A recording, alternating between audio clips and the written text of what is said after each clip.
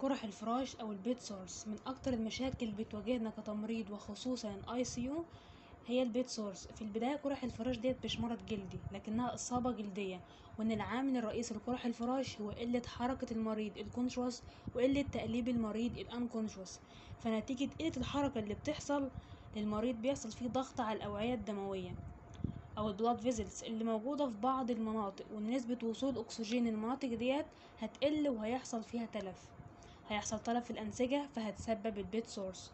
وفي عوامل تانية مسببة لها زي الجفاف، ونتعرض السكن لفترة طويلة للبلل.